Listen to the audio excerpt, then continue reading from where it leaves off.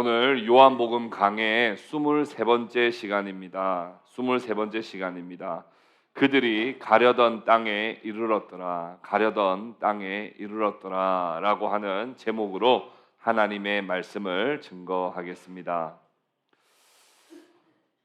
저는 지금 현재 다이어트를 10년째 하고 있습니다. 10년 전 아내에게 결혼을 하자고 프로포즈를 했을 때 아내는 이렇게 말했습니다. 당신 외모 하나 보고 연애를 시작했는데 지금 아주 많이 부어 있습니다. 그러니 목표하는 몸무게 80kg 아래로 내려오면 결혼을 하겠습니다. 그때부터 지금까지 어, 목표치에 도달하지 못하고 조금도 이렇게 많이 나아지지는 않는 그런 형태로 계속해서 다이어트를 10년째 하고 있습니다. 드라마틱한 저의 몸매를 상상하며 노력을 꽤나 많이 했습니다. 드라마틱한 근육질 몸매를 생각하며 야심차게 헬스를 1년치 끊어서 등록도 해보았고, 또 홈쇼핑에서 지방을 분해해 준다는 차를 6개월치를 야심차게 주문해서 마셔보기도 했습니다. 드라마틱한 저의 몸매를 상상하면서 얼마나 크게 도전도 하고 노력을 많이 했는지 모릅니다.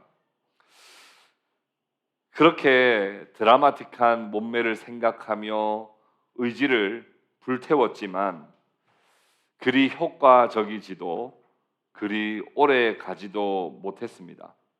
그렇지만 지금도 다이어트의 끈을 놓고 있지는 않습니다. 우리의 신앙생활이 이와 비슷한 것 같습니다. 여기에 있는 많은 형제 자매들 중에서는 모태에서부터 부모님의 신앙을 물려받아서 신앙생활을 하신 분들이 많이 있습니다. 지금 신앙생활을 20년째, 30년째 하고 계시는 분들이 많이 있습니다. 그러나 우리의 신앙의 수준을 보자면, 우리의 신앙의 성적표를 보자면 늘 허망할 때가 많습니다. 그동안 우리가 노력하지 않은 건 아닙니다.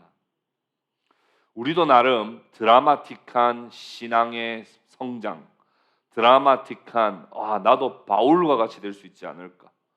나도 모세와 같이 될 수 있지 않을까? 나도 여호수아와 같은 사람이 될 수 있지 않을까 하는 그런 드라마틱한 어떤 우리의 신앙의 모습과 우리의 영적 성장을 우리도 늘 꿈꾸면서 사실 노력했습니다. 젊을 때 수련회 가서 은혜 받고 눈물 한번 안 흘려본 사람 어디 있습니까? 다 눈물 흘리면서 하나님께 기도하고 간절히 아뢰어 보았습니다. 여기 계시는 분들 중에는 많은 분들이 단기 선교도 참여해서 단기 선교 가운데서 큰 도전을 받고 하나님 앞에 헌신을 다짐했던 분들도 많이 있습니다. 매년 연초가 되면 올해는 꼭 성경 일독을 하겠노라며 결심하고 악착같이 노력도 해봤고 성경 공부도 하고 교리 공부도 신청해서 우리가 많은 노력을 해왔습니다.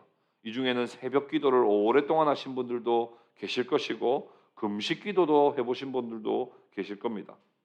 그러나 그때마다 우리가 늘 느껴왔던 것이 그리 우리의 그 열정이 오래 가지 못하고 금방 식어버려서 늘 마치 러닝머신을 뛰는 것처럼 제자리 걸음을 하고 있는 것과 같은 그런 우리의 모습을 볼 때면 좀 힘이 빠지기도 합니다.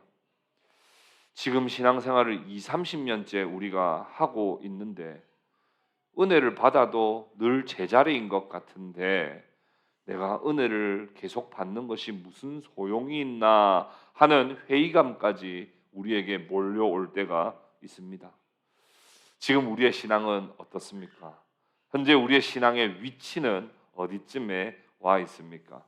혹시 우리도 언젠가는 그런 드라마틱한 영적 성장을 이룰 수 있을까요?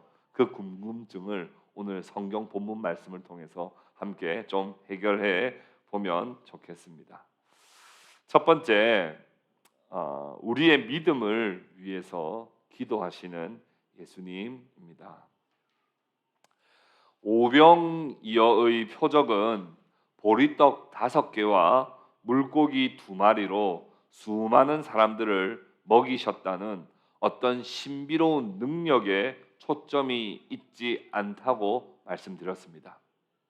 어떻게 그렇게 많은 사람들을 먹이셨냐라고 하는 그 신비로운 능력에 초점이 있지 않다고 말씀드렸습니다. 예수께서 유월절 어린 양과 같이 십자가 위에서 피를 흘리시고 자신의 살을 생명의 떡으로 나누어 주셔서 그들로 하여금 영생을 주시고자 하는 그 모습을 가장 잘 표현하고 표적으로 보여준 것이 바로 이 오병이어의 사건이라고 말씀드렸습니다.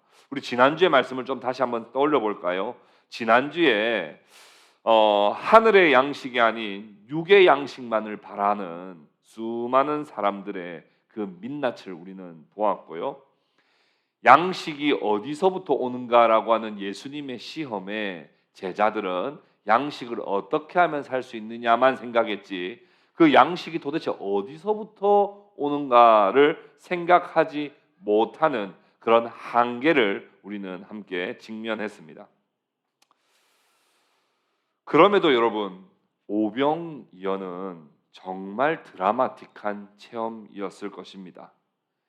1인용 도시락에 양밖에 되지 않았던 떡과 물고기로 2만 명이나 되는 사람들을 배불리 먹이고도 남는 그런 놀라운 기적이 일어났으니 얼마나 사실은 드라마틱한 체험이었겠습니까? 단순히 배가 부른 포만감으로 기쁘다는 것이 아니라 너무 신비롭고 황홀한 경험을 그 자리에 있던 모든 사람들은 했을 것입니다. 그러나 그 이후에 예수님의 반응을 우리는 정확하게 살필 필요가 있습니다. 예수님은 그 자리를 급히 피하셨습니다. 그들은 예수님께 열광했지만 그것은 기독교가 아니었습니다. 예수님을 간절히 원했지만 기독교가 아니었어요. 그들이 원하는 이상한 기독교를 탄생시키기 위해서 그들은 억지로 예수님을 붙들어서 예수님을 왕으로 삼으려 했습니다. 예수님을 간절히 원했지만 예수님이 이 땅에 오신 목적과는 너무나도 거리가 먼 것이었습니다. 그래서 예수님은 그 자리를 피하여 산으로 떠나가셨습니다. 그런데 재미있는 장면들이 있습니다. 이 오병이어라고 하는 이 사건은 요한복음에만 기록되어 있는 것이 아니라 마태, 마가, 누가, 요한복음 4복음서에 다 기록되어 있는 몇 없는 사건들입니다. 이 내용들을 조금 같이 살펴보면 그 당시의 정황을 우리는 조금 더 잘 이해할 수 있는데요. 예수님께서 급히 산으로 피해 가셨을 뿐만 아니라 예수님이 하셨던 것이 있는데 그것이 무엇이냐 하면 제자들도 급히 그 자리에서 떠나도록 하셨다는 것을 우리는 알 수 있습니다. 마가복음 6장 45절 46절에 그렇게 말씀을 하는데요. 제가 읽어드릴게요. 한번 잘 들어보십시오. 마가복음 6장 45절 46절입니다. 예수께서 즉시 제자들을 재촉하사 자기가 무리를 보내는 동안에 배 타고 앞서 건너편 벳세다로 가게 하시고 무리를 작별하신 후에 기도하러 산으로 가시니라. 요한복음은 그냥 예수님이 왕으로 삼으려 하니까 그냥 산으로 가셨다 이렇게 기록되어 있지만 마가복음에서는 재촉해서 얘들아 빨리 와 얘들아. 그리고 너희들 얼른 내려가서 너희들 건너편 벳세다로 가거라 하고 얼른 배를 타고 보내고 난 다음에 예수님은 산으로 가셨다. 이렇게 마가복음 6장에서는 기록을 합니다. 그 상황이 매우 급박하였다는 것을 알 수 있습니다. 얼른 그 상황에서 벗어나게 해야겠다는 예수님의 그 의지를 우리는 엿볼 수 있습니다. 도대체 무슨 일이었을까요? 왜 지금 아주 은혜로운 그 자리에, 황홀한 경험을 한 그 자리에, 정말 놀라운 기적을 경험한 그 자리에서 왜 예수님은 제자들을 그 자리에서 급히 재촉해서 나오게 하셨을까요? 사람들은 전부 다 그 예수님께 대한 그 황홀함에 다 흠뻑 젖어 있었고, 뿐만 아니라 그 제자들조차도 계속 그 사람들의 그 믿음 없는 이상한 기독교적인 색깔에 계속해서 전염되고 있다는 것을 예수님은 인지하셨던 겁니다.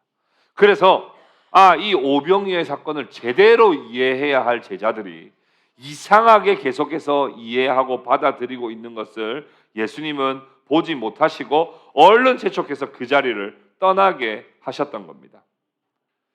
그리고 그들은 어떤 생각을 하고 있었겠습니까?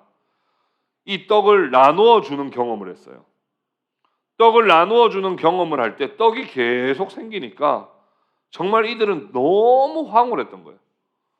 거기에다가 예수님을 어떻게 생각했겠어요? 정말 대단한 선생님이다. 우리가 모시는 선생님은 정말 훌륭하신 분이다 라고 하는 그런 생각을 가지고 있었던 겁니다. 그래서 예수님은 찬물이라도 끼얹듯 그들을 재촉하셔서 얼른 그 자리에서 나오도록 예수님은 하셨던 것입니다.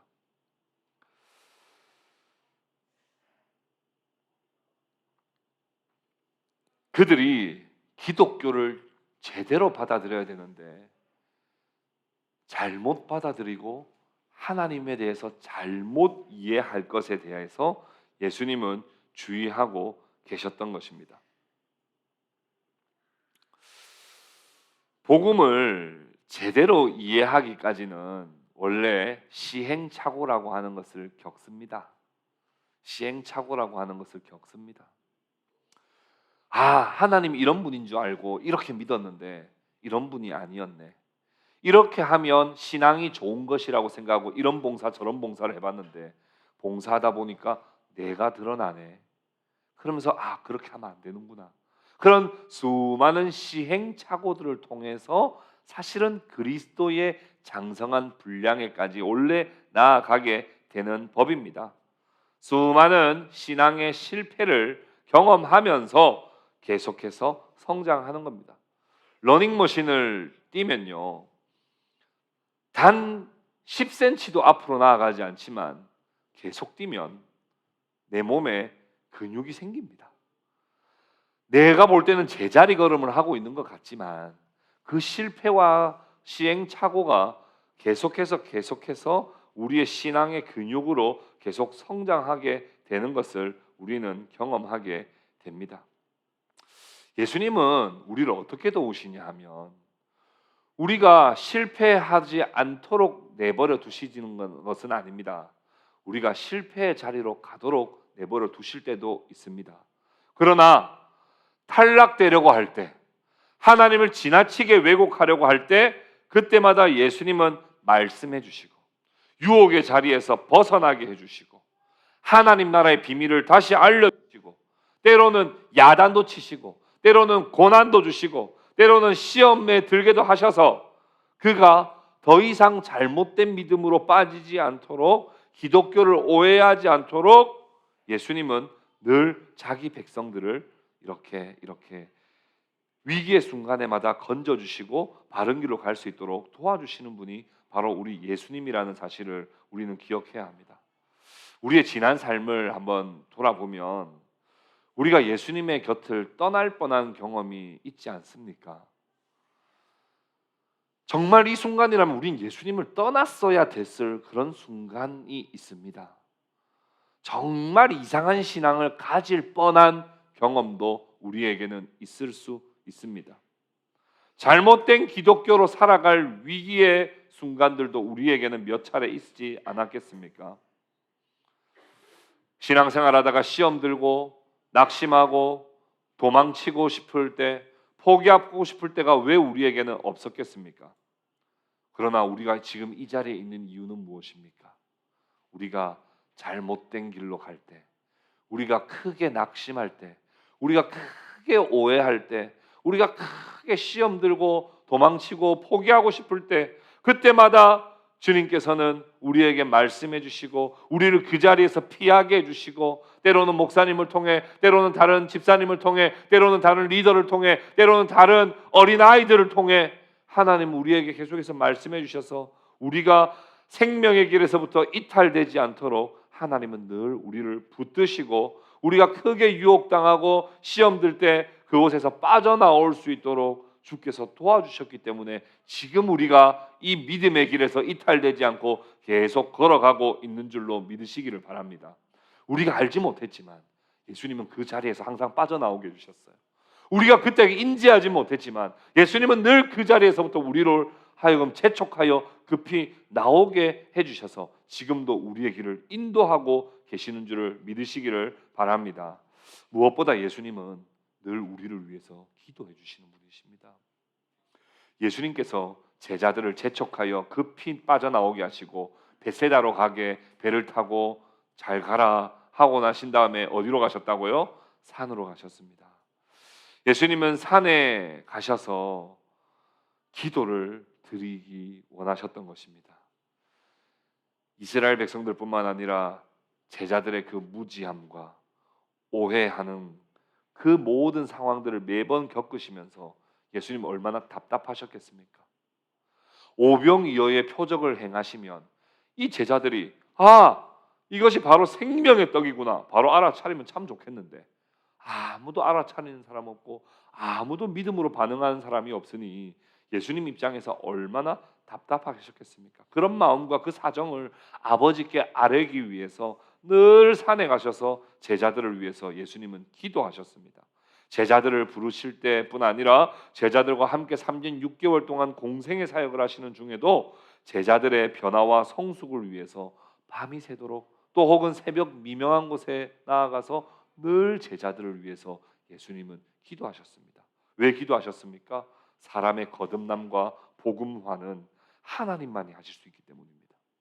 예수님이 어떻게 몇 번 더 가르친다고 해가지고 이들이 변화되는 것이 아니라 사람의 마음을 바꾸고 거듭나고 다시 태어나게 하는 것은 오직 하나님만이 하실 수 있고 하나님이 보내신 성령을 통해서만 참된 평안을 경험할 수 있기 때문에 예수님은 늘 기도하는 자리에서 아버지께 아뢰셨던 것입니다. 예수님은 기도를 결코 쉬지 않으셨습니다. 데살로니가 전서에 쉬지 말고 기도하라라고 하는 말씀이 있습니다. 학교도 가지 말고 일하지도 말고 항상 기도하라는 뜻입니까? 라고 생각할 수 있지만 어떤 면에서는 틀렸지만 어떤 면에서는 맞는 말입니다. 예수님께서 살아가시는 그 모든 공생의 삶 가운데 단 한 번도 자기 뜻대로 자기 의지대로 자기 하고 싶은 대로 하신 적이 없고 자기 힘으로만 하려고 하셨던 적도 없습니다. 항상 하나님께 아뢰었고 하나님의 힘과 하나님의 역사하심을 늘 간구하는 자리에서 늘 기도하셨기 때문입니다. 예수님은 심지어 십자가의 고통을 당하시는 중에서도 기도하셨습니다. 아버지여 저희를 사하여 주옵소서 자기들의 하는 것을 알지 못함이니이다. 자기를 십자가에 못 박는 이 백성들뿐만 아니라 자기들을 배신하여 떠나버린 제자들을 위해서도 예수님은 끝까지 십자가 위에서 제자들이 회개하고 하나님께 돌아오도록 하나님 앞에서 거듭나도록 제자들을 위해서 예수님이 끝까지 기도하시는 모습을 우리는 보게 됩니다. 예수님은 중보자로서 또 대제사장으로서 늘 하나님 아버지께 제자들뿐만 아니라 오늘날 교회와 성도들을 위해서 중보하시고 기도하십니다. 예수님은 지상에서 중보하셨을 뿐만 아니라 현재는 하늘에 승천하셔서 하나님 보좌 우편에서도 지금 자기 백성들과 교회와 성도들을 위해서 기도하시고 중보하고 계십니다. 덕분에 저와 여러분들의 믿음이 더욱더 증진되고 하나님을 알아가는 기쁨을 지금 예수님의 그 중보 덕분에 우리는 누리고 있는 줄로 믿습니다. 여러분, 믿음의 길을 걸어갈 때 내가 그냥 믿음의 길을 걸어간다고 생각하지 마십시오. 이 믿음의 길을 걸어갈 때 우리가 주님의 길에서부터 벗어나려고 할 때 주님은 늘 그때마다 그 자리에서 옮기게 하셔서 우리로 하여금 생명의 길을 계속 걸어가게 하실 뿐만 아니라 오늘도 은혜를 주도록 하나님, 오늘도 우리 시진 자매가, 오늘도 대일 형제가, 오늘도 영환 형제가 은혜 받고 하나님을 더 알게 하옵소서라고 우리 오늘 대표 기도하신 분만 기도하신 것이 아니라 지금 하늘 보좌 우편에 계시는 우리 예수 그리스도께서도 우리를 위하여 중보하고 계시고 우리를 위해서 기도하고 계신다는 것을 기억하시고 이 믿음의 길을 정말 든든한 마음으로 굳건하게 걸어가시는 저와 여러분 될 수 있기를 주님의 이름으로 축복합니다. 우리의 신앙이 드라마틱한 성장이 없다 할지라도 지금 우리를 결코 주님은 외면하시거나 모르는 채 하지 않으십니다. 주님은 우리를 도우시고 계시고 지금도 우리를 위해서 우리 주님은 기도하고 계신다는 것입니다. 두 번째, 예수님과 함께 목적지에 도착한다. 예수님과 함께 목적지에 도착한다. 우리 오늘 본문 16절, 17절 말씀을 우리 같이 한번 읽어보도록 하겠습니다. 16절, 17절입니다. 같이 읽겠습니다. 시작. 저물매 제자들이 바다에 내려가서 배를 타고 바다를 건너 가버나움으로 가는데 이미 어두웠고 예수는 아직 그들에게 오시지 아니하셨더니 날이 저물었습니다.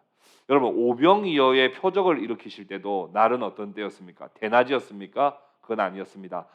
날이 저물었을 때입니다. 그런데 여기서 한 번 더 저물매라고 하는 것을 통해서 깊은 이제 밤이 되었음을 알려주고 있습니다. 예수님께서 말씀하신 곳을 향하여 제자들이 배를 타고 건너가고 있습니다. 그런데 17절 뒷부분에 이렇게 말씀하는 것을 우리가 주목할 필요가 있습니다. 17절 뒷부분에 뭐라고 기록되어 있습니까? 예수는 아직 그들에게 오시지 아니하셨더니. 팩트입니까? 제자들의 생각입니까? 팩트이면서도 제자들의 생각이죠. 제자들의 인식입니다. 제자들의 인식입니다. 뭐라고 인식하고 있었다는 거예요? 지금 예수님은 산으로 가셔서 우리 가운데 지금 없어 라고 하는 이 제자들의 인식입니다. 제자들은 그런 상황 속에서 자기들이 어두운 밤에 갈릴리 바다를 가로질러 가고 있는 상황 속에 예수님은 부재한 상황이라고 인식하고 있었습니다. 그러나 결코 예수님은 그 자리에 부재하신 것은 아닙니다. 예수님은 눈에 보이지 않았지만 제자들과 함께 계셨다. 이렇게 마가복음은 기록합니다. 마가복음 6장 48절에 이렇게 기록해요. 바람이 거스름으로 제자들이 힘겹게 놓아졌는 것을 예수께서 보시고 이렇게 이야기합니다. 예수님은 그 자리에 제자들이 힘겹게 바람 부는 그 어두운 밤에 노를 젓고 가고 있는 그것을 제자들이 인식할 때는 예수님은 지금 이 자리에 없으니까 우리 열심히 그냥 한번 우리 힘으로 한번 해보자 하고 가고 있는 그 상황을 예수님은 다 보고 계셨다는 거예요. 예수님은 기도하고 계시면서도 보고 계셨습니다. 수킬로미터나 떨어져 있는 산에서 기도하고 계셨지만 그들이 어떻게 배를 타고 건너고 있는지 다 보고 계셨고 예수님은 그 시선이 단 한 번도 떠난 적이 없습니다. 제자들을 지켜보고 계셨고 예수님은 그들과 함께하고 계셨습니다. 오늘 본문 18절에 보면 큰 바람이 불어 파도가 일어났다 그렇게 말씀합니다. 예수께서 부재하신 상황에 그들은 자신들의 어부로서의 경험과 그 스킬을 사용하여 열심히 그 바람과 파도를 극복하여 그 갈릴리를 건너가고 있었습니다. 근데 그 상황을 그들의 지금 영적 상황을 마가복음 6장 52절에서는 뭐라고 이야기하냐면 이렇게 말합니다. 마가복음 6장 52절에 이는 그들이 그 떡 떼시던 일을 깨닫지 못하고 도리어 그 마음이 둔하여 졌음이러라 이렇게 말씀합니다. 그들이 지금 어떤 상황입니까? 드라마틱한 오병이어를 경험하고 이제 갈릴리를 건너고 있습니다.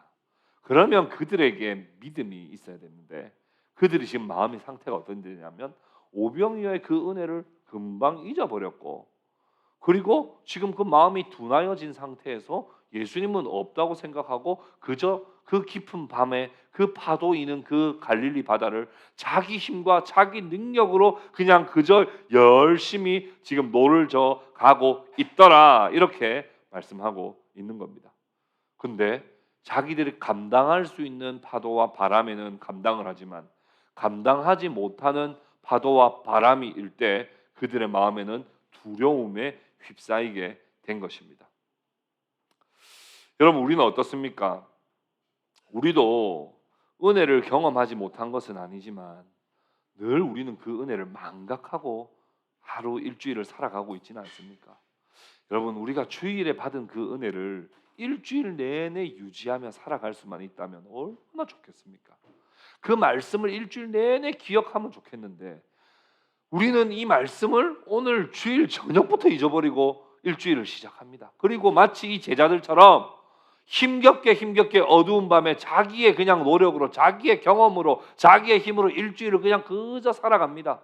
그러다가 큰 바람과 큰 풍랑이 일면 그냥 그저 두려움에 휩싸여 버리는 우리의 모습과 너무나 동일한 모습이 여기에 드러나게 됩니다. 사람이 자기가 좀 미숙할 때는요 좀 겸손합니다. 여러분 초보 운전 때 기억나시죠? 초보 운전 때는요 그렇게 겸손할 수가 없어요. 그렇게 겸손할 수가 없어요. 다들 먼저 가시라고 막 내가 두려우니까 막 먼저 가시라고 막 합니다. 근데 사람이요 조금만 자기 경험과 스킬이 생기면요 그 다음부터 막 빵빵거리고 막 못하는 사람 막 욕하고 막 적절하게 불법 위법을 막 들키지 않게 얼마나 핸드폰도 보면서 드라마도 보면서 막 운전하는 거죠. 근데 여러분 그것까지는 괜찮다고 칩시다. 너무 능력이 대단해서요. 근데 여러분 사고가요 자기가 운전 못해서 나던가요? 사고는요 자기 운전 못해서 날 때도 있지만 운전 못해서 나는 게 사고 아닙니다. 내가 운전 아무리 대단해도요 누가 와서 때려 받으면 그건 뭐 방법이 없는 거예요. 그런 늘 겸손함이 필요하거든요. 내가 아무리 잘해도 나는 이 세상에 내 힘으로는 살아갈 수 없다고 하는 겸손함.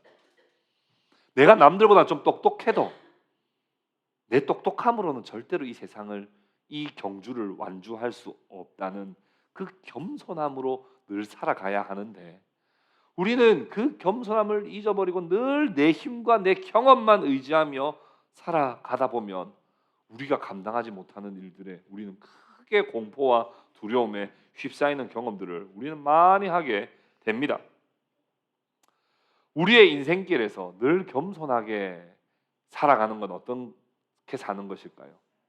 우리의 운전대를 우리가 손에서 내려놓고 주님께서 우리의 운전대를 잡으시도록 운전대를 주님께 내어드리는 것이 참된 겸손입니다.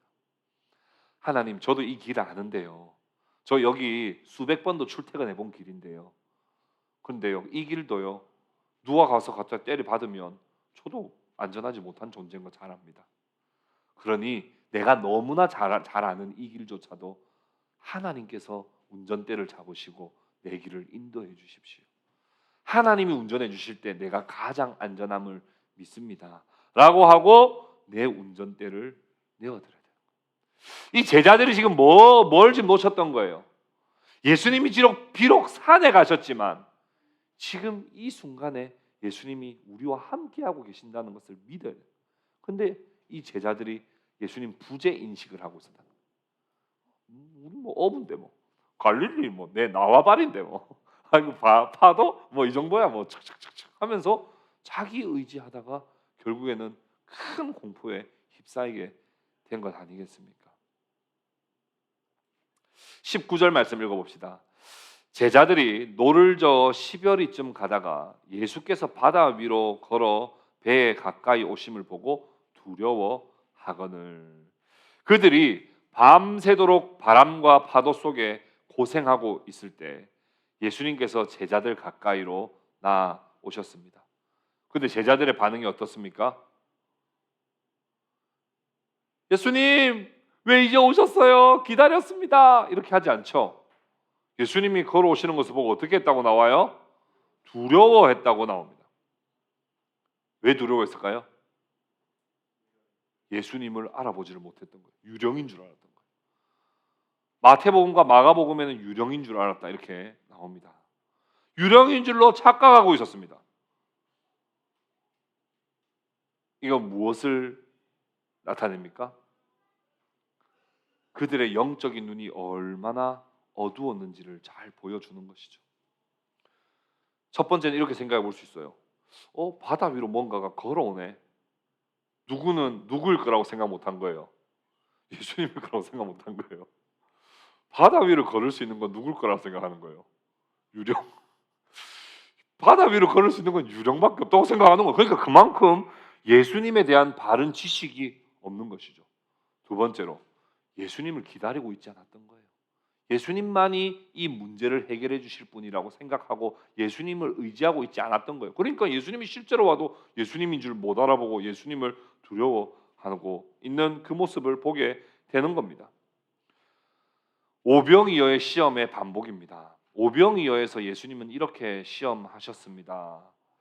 어디서 떡을 구할 수 있겠느냐 물었을 때 제자들이 했어야 할 제일 첫 번째 반응은 이 떡을 근본적으로 주시는 분이 누구신가를 생각했어야 됐어요. 우리 다 가서 일해야 되고 일해서 돈 벌고 이런 세상의 원리도 중요하지만 근본적으로 이 떡을 누가 주시느냐를 생각할 수 있어야 되는데 그걸 생각할 수 없었던 이 제자들의 연약함을 보게 됩니다. 두 번째는 뭐예요?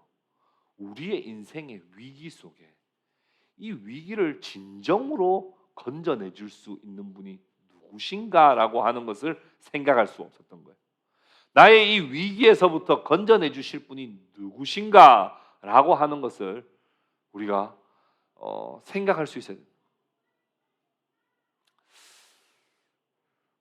유치한 질문 하나 해볼까요?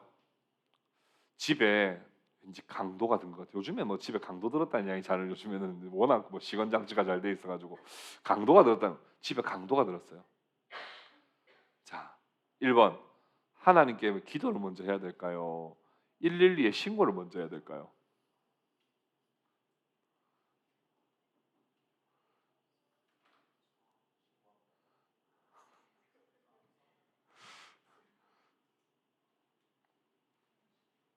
동시에 이것으로 만족합니다. 여러분들이 그 순간에 하나님을 먼저 생각해야 되는 것 측면도 분명히 있구나라는 것만 오늘 인지했다면 그것으로도 여러분 충분합니다. 그런데 우리는 그렇지 않아요. 세상 살면요, 세상 방법을 바로 먼저 생각해냅니다. 나의 이 위기, 나의 생명이 누구에게 달려 있느냐를 우린 근본적으로 생각해내지 못하고 계속 세상 방법만 생각해내는 거예요.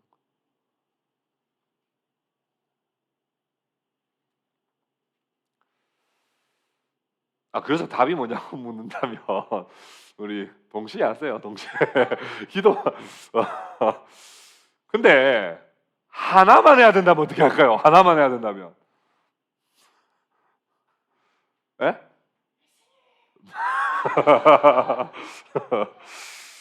아멘. 오늘 설교를 진짜 제대로 들은 겁니다. 제대로. 왜냐하면 우리의 생명이 하나님께 달려 있다는 그 고백. 물론 우리가 하나만 선택해야 될 경우는 잘 없겠지만 그럼에도 오늘 우리가 꼭 남겨야 될 것이 있다면 내 생명과 내 위기에서부터 건져주시는 분은 근본적으로 하나님이시다. 그렇죠?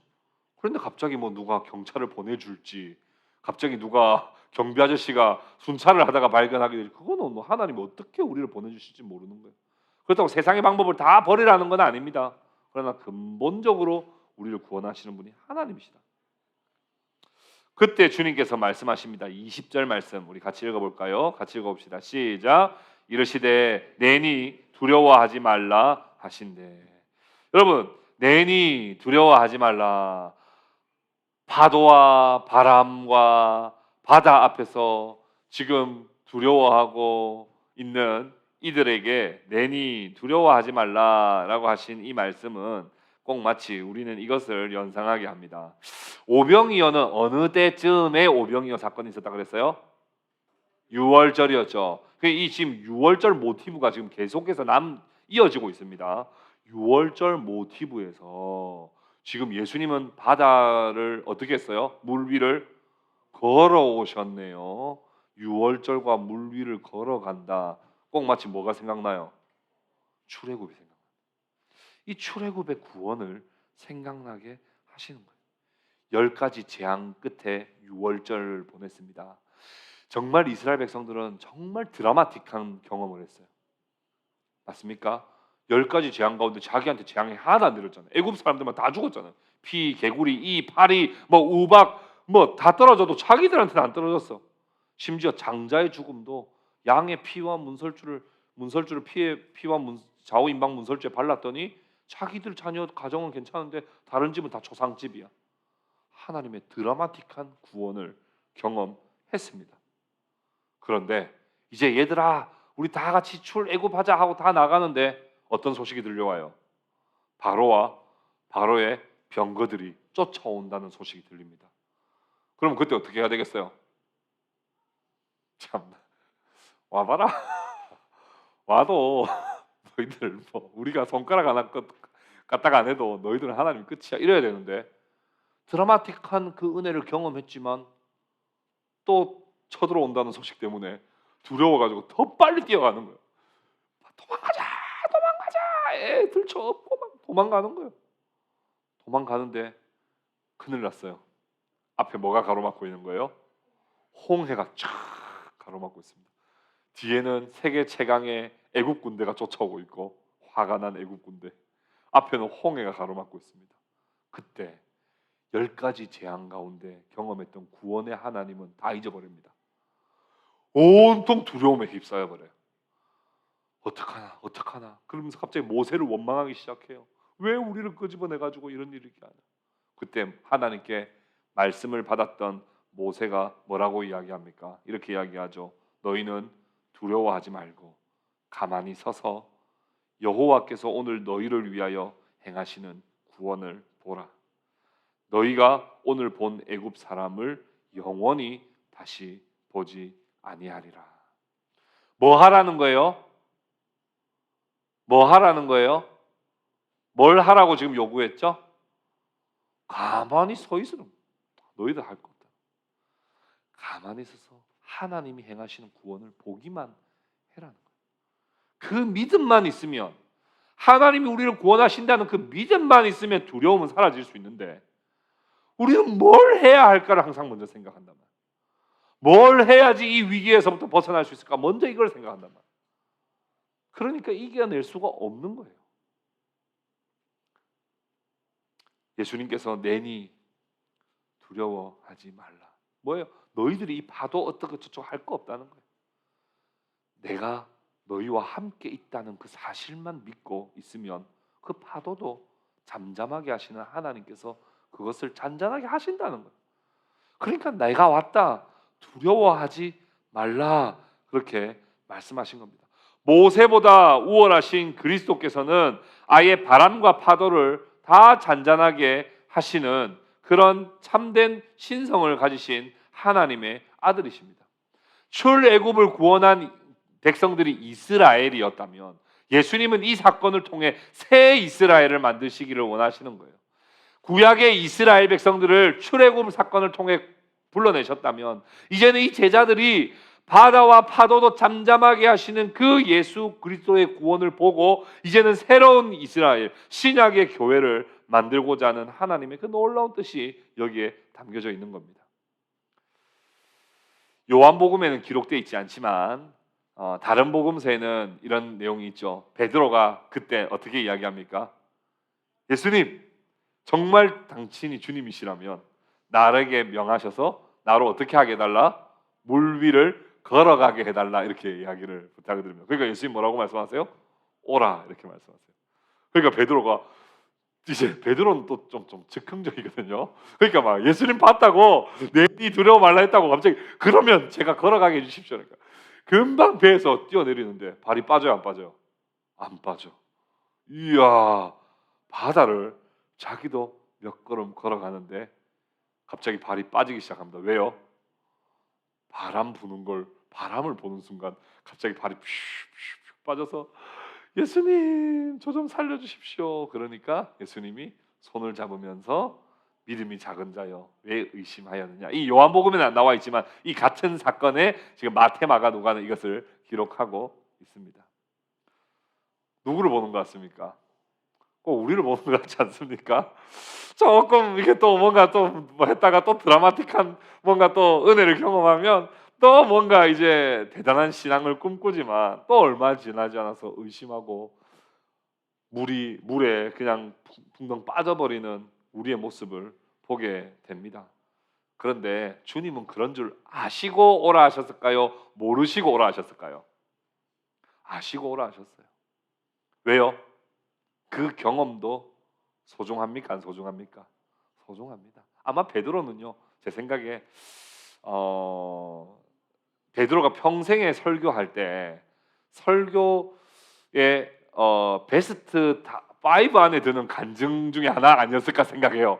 물 위를 걸었던 경험, 그러다가 빠졌던 경험. 그러니까 여러분들도 의심하지 마십시오. 이렇게 아마 설교하지 않았을까.